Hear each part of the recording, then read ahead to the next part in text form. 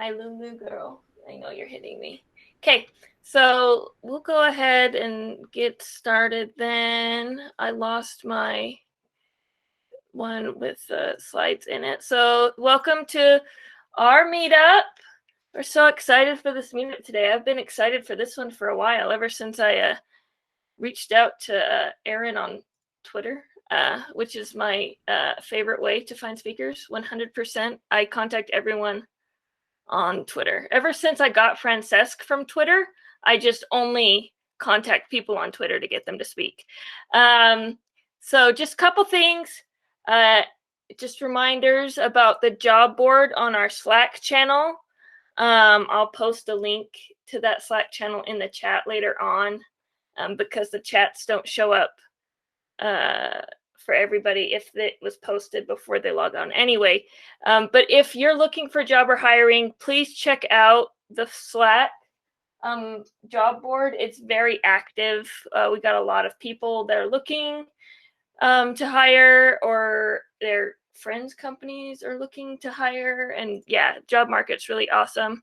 We're always looking for speakers. We have our meetup paper call up. We love first-time speakers. We love experienced speakers. We love all the talks. So please put that in. And then we are looking for speakers still for the Go West 2021. That's happening in October. It's the best Go conference in the entire world, because I run it. And it was super awesome last year. The virtual one was really good last year. We had awesome speakers, and it was just really fun, even though I may have had quite a few technical difficulties. But yeah, we're looking for speakers, and one of the goals in the conference is we're trying to highlight people who don't always get a talk, especially people who are local or in our region, right? Kind of increase kind of a regional network or regional highlight regional speakers and people from local meetups and stuff. So yeah, now I'm going to turn the time over to our speaker. Cool. So Aaron, it's all you. You can introduce yourself and talk about all the Kubernetes and all that fun stuff. And the screen's yours. I'm not sharing anymore. All right, let's make sure I can share your screen. Cool. Can people see my screen? We got it. I see it. Cool. And like the font is big enough and stuff? I think it looks great. All right, cool. Well, yeah, thank you all for having me. I am going to be watching the chat, which is on over here on a separate screen. So you'll see me like wandering over here. I'm still paying attention, just so you know. But yes, please, please put your questions in there. And then I'll also leave time, a bunch of time at the end for actual Q&A as well. So if you want to save it for the end, that's totally cool too. So yeah, I am Aaron. I work at Microsoft in a group that focuses very, very closely on open source technology. Some people are surprised by that. Microsoft does a lot of open source things. So if you didn't know, now you know. I focus about 85 or 90% of my time on cloud native technologies. And I work on a project in the Kubernetes world that I'm going to talk a bit about today. And all of the technology and code and everything that you see in here comes from this project. It's an open source project, and I'll mention it a little bit down the line. So we're going to talk today about HTTP on Kubernetes. And there's sort of three cast of characters in this talk that I'll be mentioning quite a bit. We've got something called the origin, the proxy, and the scaler. And the whole goal of these components, if you will, are to grab traffic or accept traffic that's coming into your cluster, and obviously proxy it. So you want to get it to where the application is in the cluster. That's called the origin.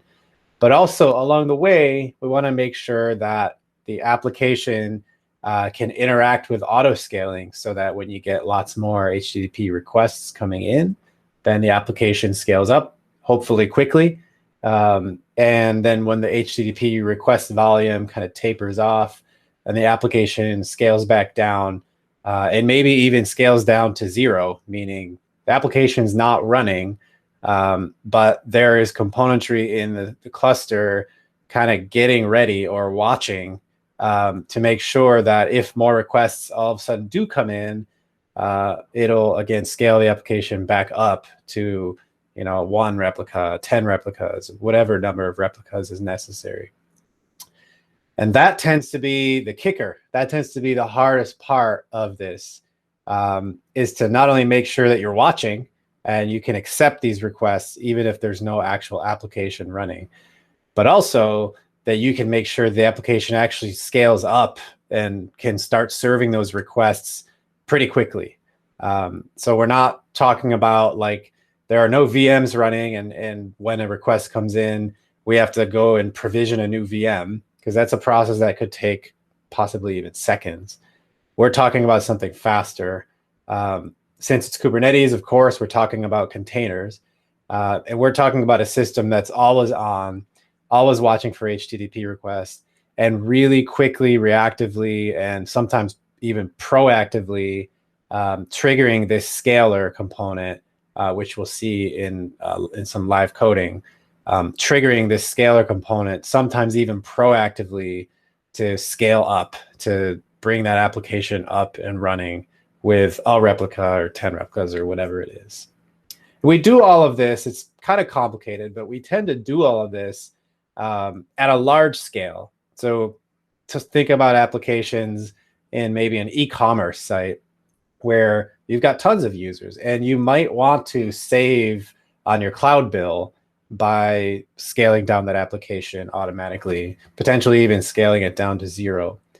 And that really comes into play when you've got a cluster where there's a lot of different workloads on it. There might be a workload for your front end, your web front end. There might be a workload with a bunch of batch processes, a bunch of other types of workloads on the cluster. And in those cases, that's when it really comes in handy to share the resources of the workload by scaling down when you don't have a lot of traffic coming. So those are the three sort of characters in this talk. We've got the actual application, which we don't control. So this is something that someone else is going to run and deploy to the cluster. And then the other two components are responsible for scaling it up and routing traffic to it.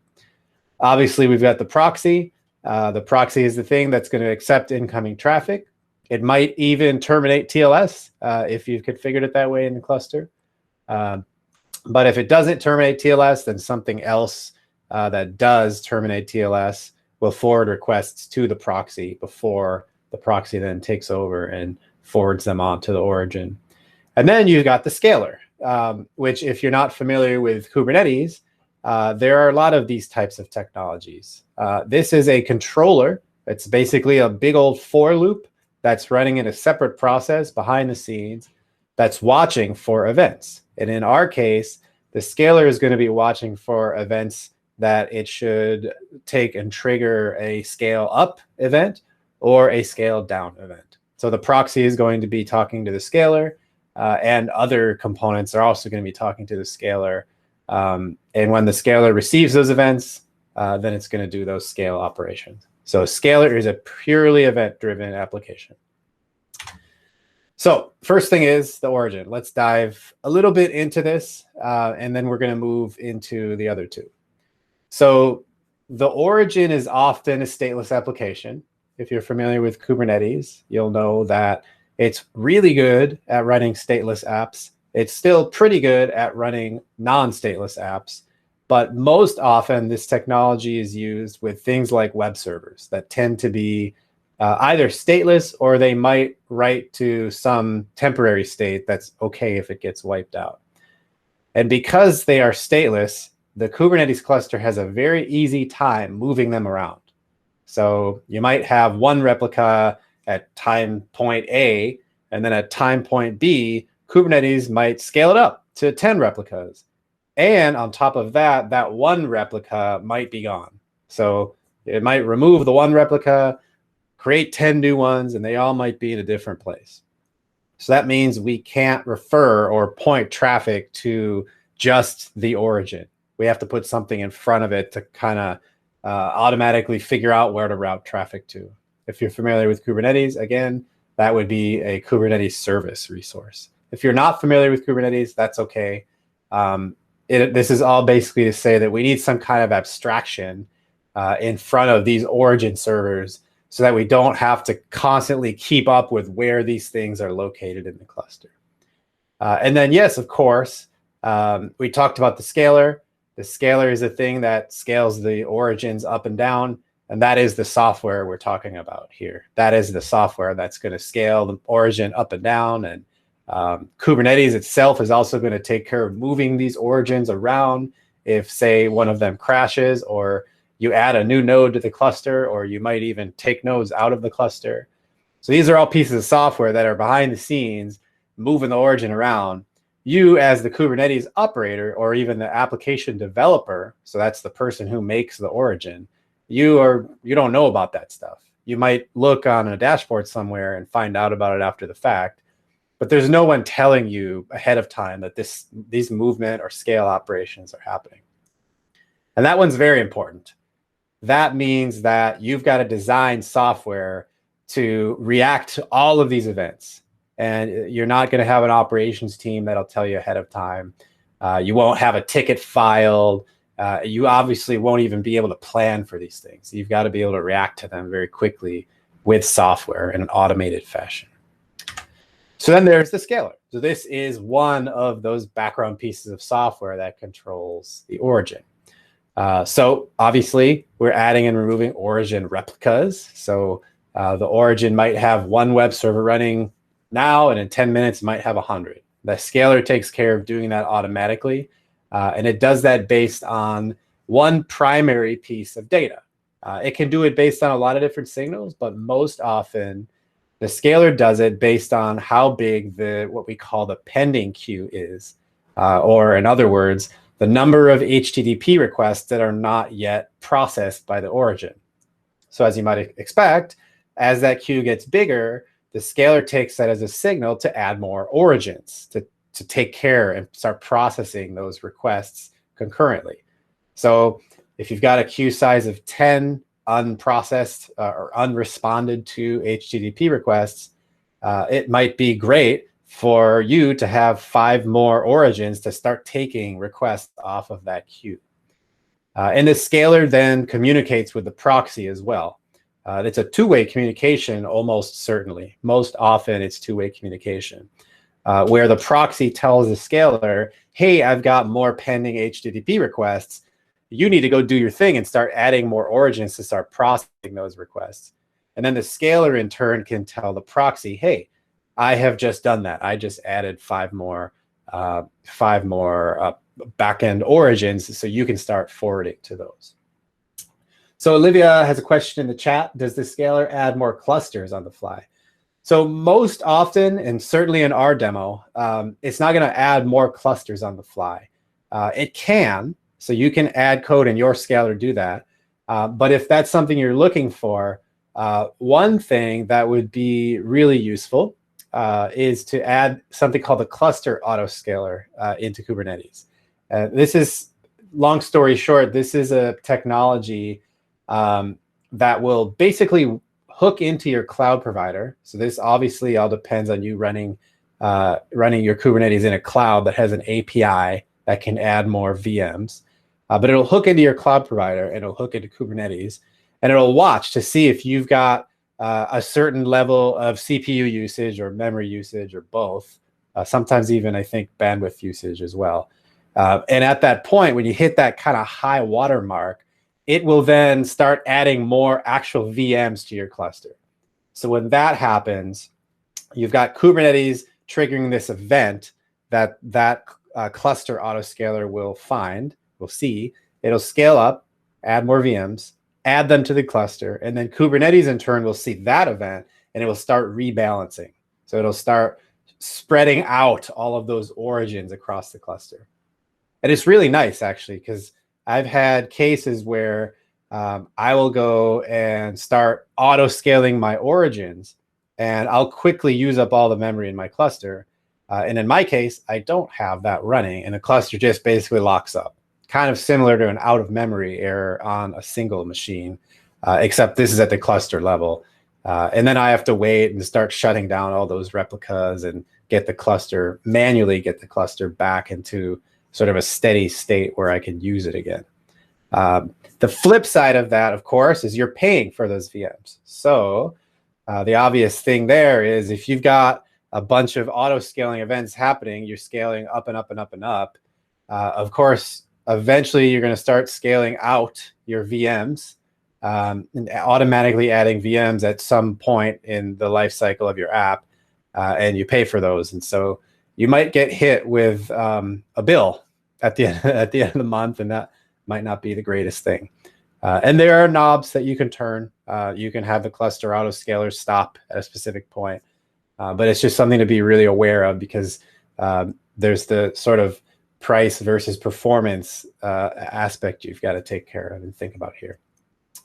So another question is, what is the lag time for requesting more replicas to serving traffic to them? So that actually depends on a few knobs that you turn. One of the knobs is how fast does the scaler and the proxy talk. So in some cases, the proxy will push scale events onto the scaler. And in that case, it can be milliseconds, single digit or sometimes double digit milliseconds. But in many other cases, you can choose to design your system with a pull model. And that's by default how the KEDA HTTP project does it. This is where there's a single scaler and it pulls metrics, sort of similar to how Prometheus works. It pulls these metrics from all of the proxies every time duration. And in that case, it can be a little bit longer. It can be basically however long the pull duration is, plus a few more milliseconds for the actual scale event to happen inside of Kubernetes. So I hope that answered both your questions. I tried to keep them short, but there's a lot to say there, so I may have gone a little longer. And then, Mira, you say, so in Kubernetes, there are many boxes in the containers. For example, when we deploy service at Weave, that service has a certain number of copies called replicas. So like WAM API has 5 replicas working in parallel to handle the workload. Exactly. Very well said.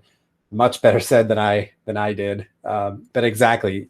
We want to process this queue concurrently as best as possible. So if there's a queue of 10 unprocessed HTTP requests, we might configure this system to actually create 10 replicas of our app, of our origin. And then each one of those can process one HTTP request.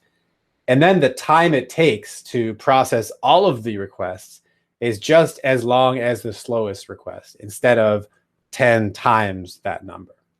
So I hope that helps. So then there's the proxy, and this is the sort of the main event. This is where most of our code lives.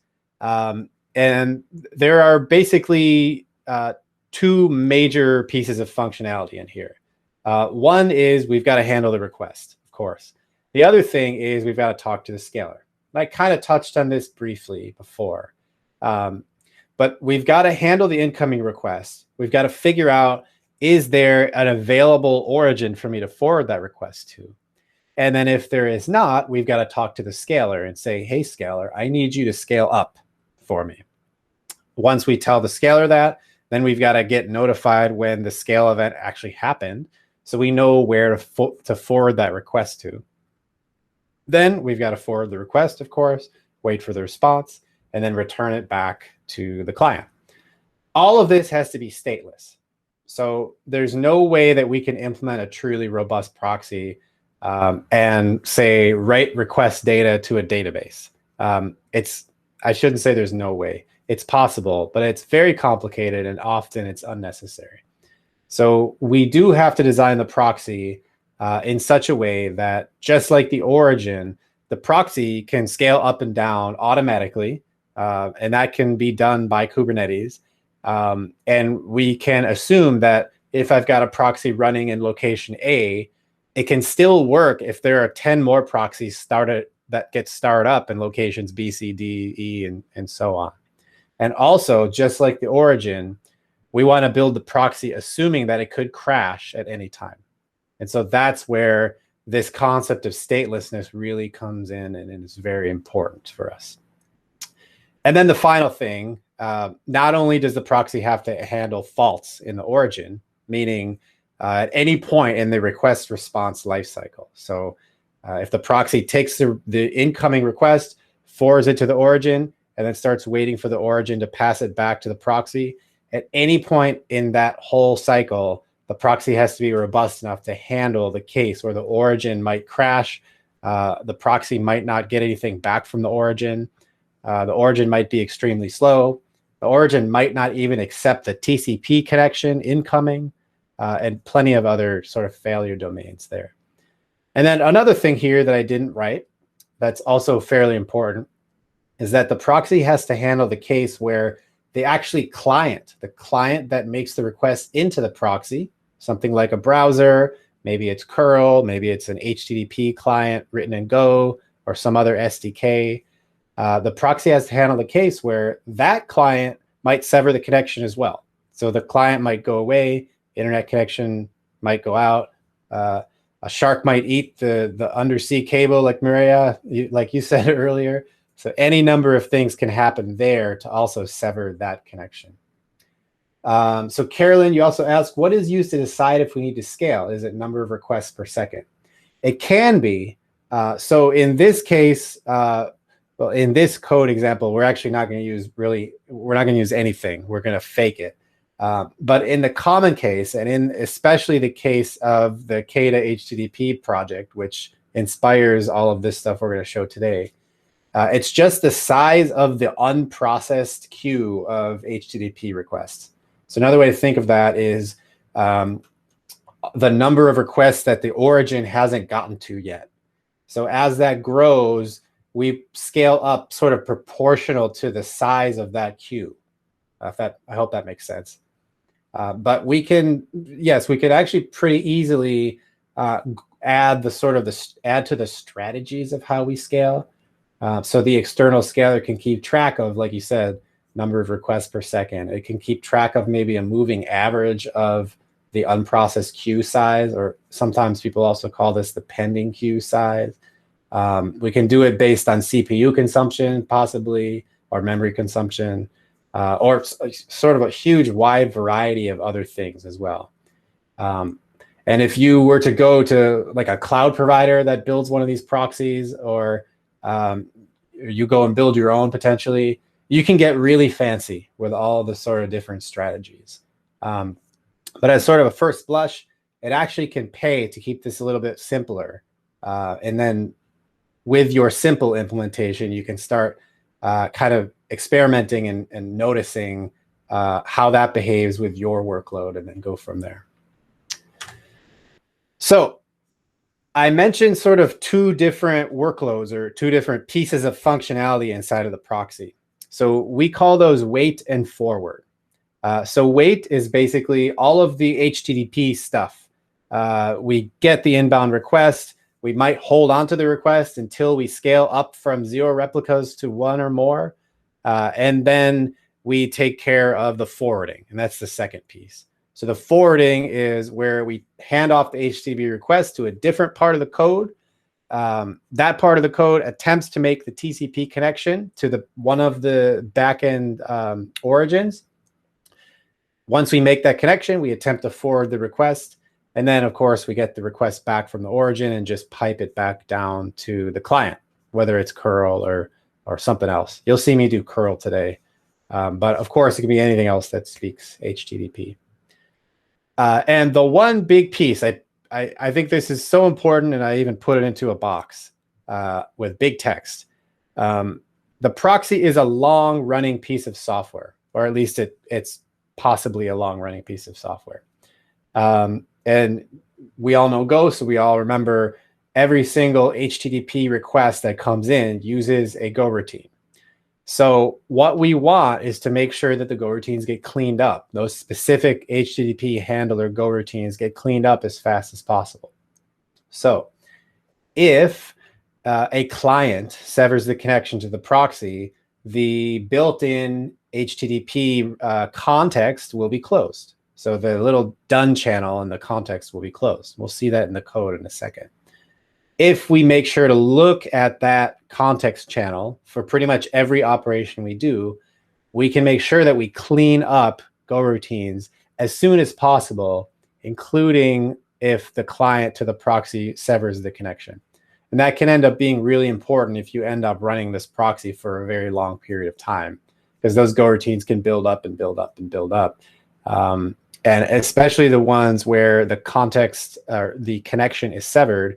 If you don't do this, those Go routines can potentially wait for minutes to hours. And that takes up unnecessary resources, of course. So we're going to check out the code. We're going to see sort of a simulation of this in action.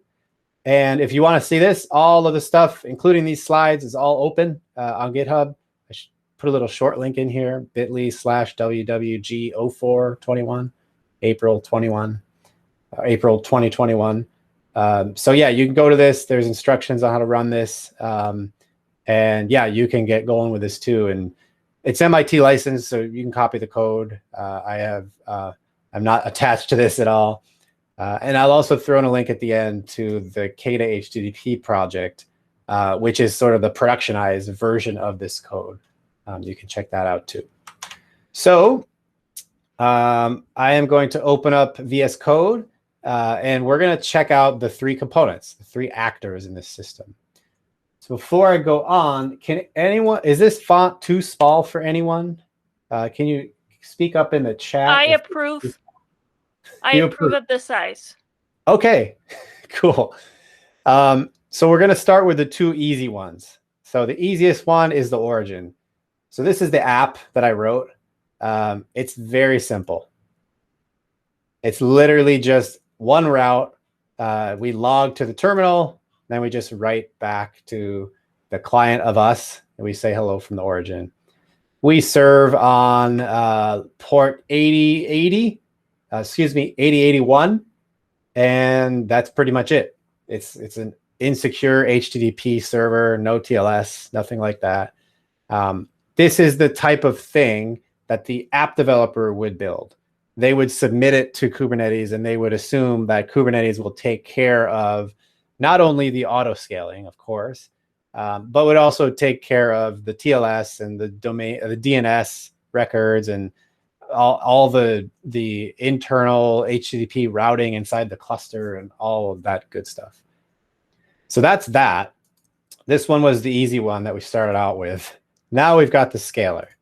So the scaler, a bit more complex, just because we've got this number.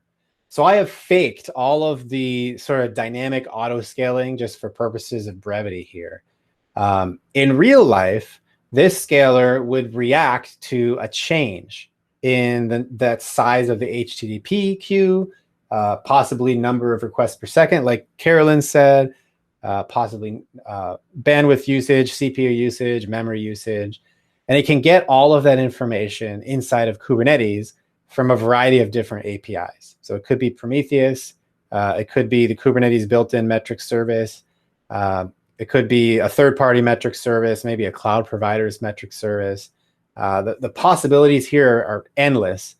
But the basic idea is that this scaler provides an interface, a unified interface to the proxy, and we'll see that in a second. And the proxy then interacts with the scaler to figure out basically where can I forward this request to. And the proxy also interacts with the scaler saying, hey, I've got a number of pending requests and I need you to scale up. And that is yet another event that the scaler needs to respond to. Once it gets those events, then it goes ahead on the back end, talks to Kubernetes, and Kubernetes does the actual scale operation. But basically, the scaler at its core is an HTTP server. It can be some other interface as well. But at its core, it's an HTTP or some other interface like gRPC that abstracts over a bunch of different metrics and abstracts over the Kubernetes scaling operation and provides that abstraction out to the proxy. So now the main event, the proxy. So obviously there are more files in the proxy. We're going to look at almost all of them. starting with main. So we've got our main. We have to parse out two different URLs. So we've got to know where the scaler is in the cluster. We also have to know where the origin is. So the origin is not just single IP. It's not just a single origin. In Kubernetes, we forward it on to a service. And I mentioned this earlier at the beginning. A service is basically a DNS name inside the cluster that Kubernetes gives you, and you can forward any HTTP or actually any network request to that DNS name, and Kubernetes will take care of forwarding to the right place, regardless of whether there are 1 replica or 1,000 replicas. That will take care of forwarding on to the right place. So we do that. We take advantage of that abstraction, and then we create a few things. We create an HTTP serve mux. We create a net.dialer. This is for the TCP level operations. We create a new dial context func with retry. We'll look at that in just a second. We create a new scalar forward wait func. And then with those two pieces of functionality, we create a new handler. So this last piece here is just a straight up HTTP handler. You can see it right there where my mouse is. That's what it returns. And then we just register the handler on our mux. We log a few things. We assemble our address. And then we just start up again our insecure HTTP server to handle anything, any request that comes in. We handle that with our proxy handler. So first things first, let's open up our forwarding handler function and see how our dial context func and our wait func work. So dial context func, that is our network level functionality that we use to establish the TCP connection with the origin. Once that's established, we also need to wait for the scaler to say that there are 1 or more replicas. So that's what this wait func is as well. So coming down here, we've got a few things going on. We're going to step through them sort of line by line here. We create our context. Our context is based on the request context. So anytime the request context closes, for example, when the incoming connection is severed, this context will be closed as well. We create something called an error group.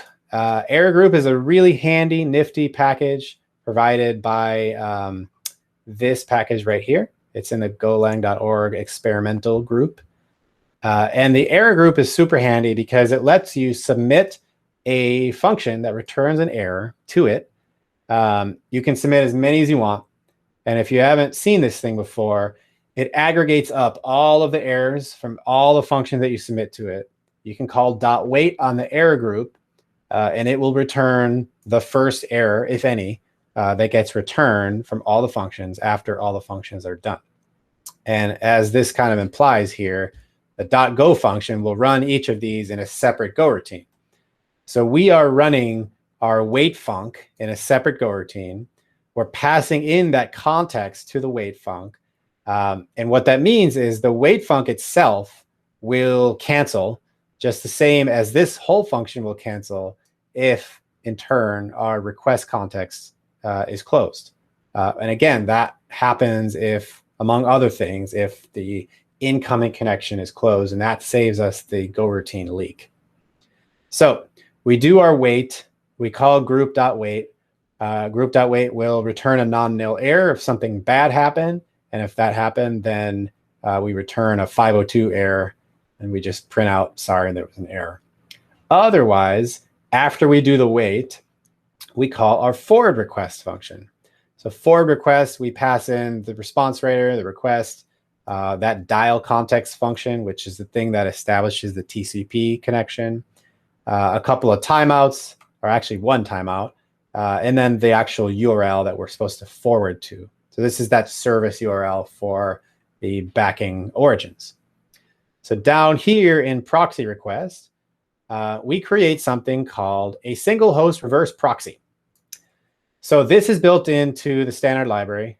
HTTP util is just net/http/http util. This takes in something called it takes in a URL, but you can set a round tripper, an HTTP round tripper. And it turns out that HTTP transport is an implementation of the round tripper. And what we pass to it, we pass a couple different timeouts. You can hard code them. You can get them from an environment variable. It doesn't really matter. It's up to your individual use case. But the most important piece for us here is this dial context. So you can see dial context is a function, takes in a context, the name of a network, generally TCP or UDP. For us, it's going to be TCP because we're doing HTTP. And the address that we're forwarding to. It takes that in, returns a net.con or an error. And our dial context func is special. And we're going to show that in just a second. So with all of that, we create our single host reverse proxy. We overwrite that round tripper that we created up here. And then we've got a director and an error handler that we set. So director is basically doing the rewrite, the URL rewrite for the proxy. So we're taking in a request that came from the client. We're rewriting it slightly before we pass it down to the origin. So that's what this is. And then in this case, this error handler is called if either we couldn't establish the HTTP connection to the backend, or there was something else that happened before we were able to issue the HTTP request down to the backend, or the origin, in other words, or there was a problem such as a timeout getting the response back from the origin. Okay, so that was a lot. But the really important thing to remember here is our dial context func. So let's check out what that's all about. So dial context func is a proxy.dial context func. That is a type that we created that just matches the function signature that our single host reverse proxy requires. Let's see where this dial context func comes from. So I'm going to go back to main. We've got our dial context func with retry. That's the thing that returns our proxy.dial context func. We're going to step into here, and we're going to see here that this thing takes in the net.dialer and wraps it. So what we're doing here is we're literally wrapping net.dialer. We're going to call the core net.dialer's .dial context function. We're going to call it a certain number of times, and we're going to basically wait between each call. The first one that succeeds, that's the one we just return from our function, and we're done. So we've literally got a for loop here. We try num retries times. Each time in each iteration of our loop, we call dial context. If we succeeded, we're done. We just return our successful connection. Otherwise, we just wait. We create a new timer with a retry pause. And then we do a select on either that context. And the context, this is again that context that originated from the request context. If our context is returns done, if the done channel receives, that means that the request is done for some reason. And in that case, we stop our timer and just return an error. Otherwise, this is sort of the happier path, not the happy path, but the happier path. Our timer is done, and in that case, we don't return. We just go back up to the top of our loop. Now, this is a very simplified version, if you can believe it. You can do things like exponential backoff and so on and so forth. But the basic idea here is if I collapse this loop, the basic idea here is we're going to try a certain number of times to call our underlying dial. And that's the thing that establishes the TCP connection. And if we could get that to work within that number of times, great. If we couldn't get it to work, then the overall TCP connection issuing operation fails. So I like to collapse this because this is a lot of code that does one specific thing. So Carolyn, you asked, can you explain what the dialer handles and why it would fail sometimes and eventually succeed? Yeah, so the dialer, it does quite a few things, but for our purposes today, the dialer is the thing that's going to issue a TCP connection down to the origin. So like we mentioned earlier, Kubernetes is ever changing. So we could say, we as the proxy could realize, okay, we've got one replica of the origin. right after we realized that, Kubernetes could decide to scale that back down to 0. And then right after that, our proxy could then go in and try to issue the backend TCP connection. So that, of course, would fail, because there's nothing to accept the connection on the other side. At the exact same time as we do that, another HTTP request could come in, and that in turn would trigger the scaler to scale back up again to 1 or maybe 2 or 10 or whatever number of replicas. And then let's say this thing tries again after that happens. Then on our second try of this dial context, there would be something on the other side to receive the connection, and then we would succeed. So this is a key part of sort of being robust and handling all of the uncertainty and sort of dynamic behavior that's going to be happening in your cluster.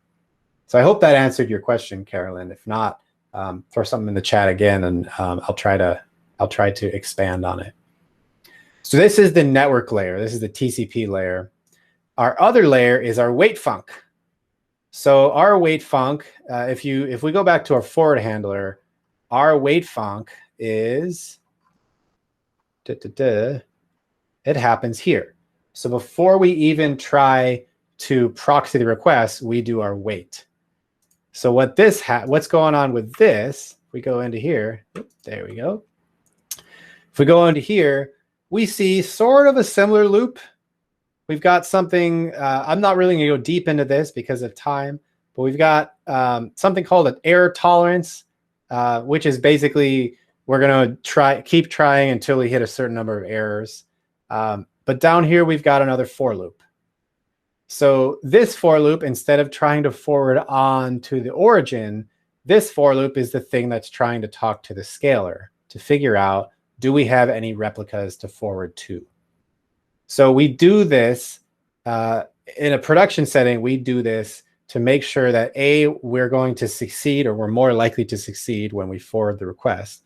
But B, we do this to indicate to the scaler that I have live requests that I need to forward, and the scaler then can make a decision to scale up or down in certain cases. So we try a request to the scaler. We figure out if we should return an error, or we should wait until sort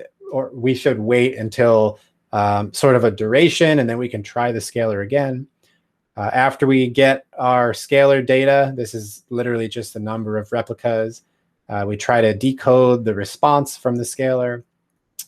And each time we're checking an error tolerance, you can see here, or otherwise we're waiting till we do another scaler, issue another scaler request. Basically, all of this is to say, we try a request to the scaler, we try to decode it, we try to get an integer back from the scaler, which is a stand-in for basically the number of replicas that are available to forward to. And if all of that goes well, and we get the number of replicas is greater than 0, we're done waiting. Otherwise, we continue to wait until eventually we either get one or more replicas from the scaler, or we run out of our error tolerance, and then we say, failure, don't try to forward the request on. So Carolyn, you ask, how does the proxy handle failures and retries beyond the TCP level? Beyond connection failures, like the origin tipping over mid-request or returning 500s. So this proxy does not do that. This proxy has an error tolerance of basically of 0 for that. So all we do is we will retry the TCP connection up to a high water mark, and after that we'll fail. And then we issue the HTTP request over that connection. And that single host reverse proxy that we saw in our in our forwarding handler right here, coming down to this has a timeout to wait for the response. So if, for example, the origin accepts the TCP connection and accepts the HTTP request and then crashes, then we will just hit our timeout and fail the request all the way back down to the client. But you can, of course, tweak that. You can convert this single host reverse proxy to reissue the request, for example. You can do that inside of your error handler if you'd like, or any number of other things. You can you can trigger an error, send an email to the user, whatever it may be. But in our case, this is sort of the decision in this demo code is basically saying zero tolerance, essentially. If you accept the HTTP request, meaning you also accepted the TCP connection, after you did those two things, if you don't return the response with a timeout, then we're going to fail. All right, so there's a lot here. I would encourage you to obviously ask questions, but you can go check out the code too. I am going to show off how this works in the real world. So we are going to have 4 terminal panes here. If anyone can't see this clearly, please put it in the chat. I will try to make this font a little bit bigger. But we're going to run 3 things. So we're going to run the proxy in the upper right. Oops, mage run proxy. We've got the proxy running on port 8080. It's going to contact the scaler on port 8082 and the origin on port 8081. So we're going to run the origin in the bottom right, and we're going to run that scaler in the bottom left. Yeah, mage all the way.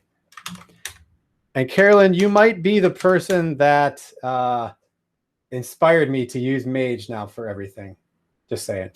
So let's look at the happy path first. It is really great. Yeah, I love it. I love being able to write Go for everything. No more make files. So let's look at the happy path. Let's just do our curl to the proxy. And there's a few things going on here. So first thing is the proxy logs a bunch of stuff. So forwarding a request to a URL. We log more information about the actual request that's forwarded by that single host reverse proxy. Then we try to dial. This is the try to issue the TCP connection. On our first try, it worked. We dialed a TCP connection. We got back a net.con. In our case, the concrete implementation is the net.tcpcon. Down here, we saw that the origin actually got a request. And not logged in here is that we contacted the scaler, and the scaler reported one replica. So let's see what happens if we shut down the origin. This would be, let's say, Kubernetes scaled it down to 0, or a crash and Kubernetes is still trying to restart it, for example. Let's see what happens then. I'm going to contact the proxy. We got one replica from the scaler. You can see down there. And now down here, you can see here, dialing try 0, try 1, try 2, try 3, and so forth. This is going to try, I think, 100 times, I want to say. It's going to try a lot. We're obviously not going to wait 100 times. But this is the proxy being forgiving to something being wrong with the backend origin. So another thing, of course, here is I'm going to hit Control-C. It's going to stop trying to dial. And that's the really important piece. We've released at least 2 Go routines in this case from the proxy. And we don't have to restart the proxy. The proxy won't, at least for our purposes, the proxy won't crash because of out of memory or something like that. And that is because of using the request context. All right, so the last one I'm going to show today is, let's see what happens if the proxy is running, but the scaler is not running. So we go back to here. We're going to do our curl to the proxy again. And we're going to see here, we are contacting the scaler a bunch of times up to a certain error tolerance. I think we will hit the tolerance shortly. There we go. Our error tolerance has been not met up until we meet it. And once we've met the error tolerance, we say, OK, we're not going to forward the request. Now, you can make a different decision here on how you want to handle it. Some proxies decide to not forward the request because they are either pretty sure or certain that the request won't be, that the connection won't be received on the other end because they know from scalar data that there are no replicas. Some proxies decide to issue the requests anyway, even if they weren't able to talk to the scaler. It's up to you and your workload which one you want to do. Obviously, I made it not forward the request to just show off sort of what you can do with this scalar information. And there are plenty other sort of scenarios and workloads that you can kind of simulate with this code base as well. You can have the scalar respond with 0 replicas, basically by going in here and changing this constant to 0. And let's see what happens when we do that. We will get slightly different log output. You can see here, reported 0 replicas, 0 replicas, 0 replicas, blah, blah, blah, blah, blah. Same thing when we do our control C. We figure out from the request context that there's no more connection, and we release all of our go routines. And again, you can choose to do something different in your proxy. You can tell the scaler that, hey, you better start scaling up, and I'm going to issue the request anyway. You can tell the scaler to start scaling up and wait until that's happened. And that's actually how the KEDA HTTP project works. And you can do sort of a wide variety of other things just because you've got your communication now going with the scaler. So I will stop geeking out on that. And we've got a few more things to say, and then I'm going to totally open it up to questions. So I kind of implied this a bunch during the code. This stuff is all applicable even outside of Kubernetes. So even if you don't have a scaler, in fact, all of that networking code, the retries for the net.const, dial context function, all that stuff obviously is still applicable outside of Kubernetes because this is still TCP. I mentioned this already. It's really helpful to keep the proxy stateless. This proxy that we had, it can be restarted, it can crash, Kubernetes can kill it, all that stuff can happen, and nothing too bad will happen. And then one thing I didn't show is the RPC between the proxy and the scaler. It's very simple.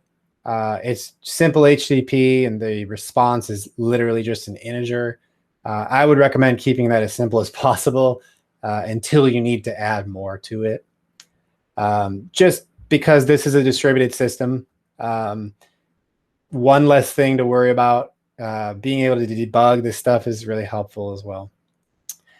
And then also, if you can get away without a scaler and you're running in Kubernetes, that is totally possible, by the way. You can have the proxy either cache data from what's happening live in the Kubernetes cluster, or for each incoming request, you can actually have the proxy go to the Kubernetes API and ask how many replicas of something there are. And that makes your system just a little bit more simple than what I showed here. So I didn't put a link to the KEDA HTTP project. I will just open that up here. So, and I'll put it in the chat as well, just in case anyone wants to check it out. We are a fairly new project. We've got like one release under our belt, and we try to be very friendly to new developers, whether or not you know things about Kubernetes, whether you're new to Go or not new to Go. I would love to have you. So feel free to hit me up on the Kubernetes Slack. My Kubernetes Slack or Gopher Slack name is that, the same as everywhere else on the internet. So I'd be happy to help you get up and running. If you're interested in this stuff, it's a great place to start. Oh, and so Carolyn, also you ask, when would I write my own setup similar to this demo, and when would I want to use KEDA? So, wonderful question. Thank you for that. This is a great sales pitch that I can do. So KEDA is this project right here. It's under the same GitHub org. KEDA is auto-scaling for things that are not HTTP. And then this, as the name kind of implies, add-on. This is a system that builds on top of KEDA that adds HTTP things like the proxy and the scaling and so on. So I would say there's two things you can do with this. One is this is componentized fairly clearly. So you could grab, say, just the proxy and not the scaling, or vice versa, and grab just the scaler. And then write your own thing or integrate it with your own tech that already exists. That's totally cool. But I would say take what's in here or what's in the example code right here and build on that. And I'm just saying that from a perspective of I've felt a lot of pain going through and sort of figuring out how the reverse proxy works and so on. And I would love to be able to save you some of that pain. So please go ahead and steal the code. Totally fair game to do that. Take what you can from either of the repositories, or if you know of a different repository that does HTTP proxying and this kind of dynamic environment, take that and start from that rather than trying to build your own from scratch. I would really highly recommend you do that. It'll save you probably, I think it depends on your experience level. It would have saved me a week for what it's worth. So yeah, I would highly recommend you do that. So yeah, I'd love to take other questions or comments if anyone has them.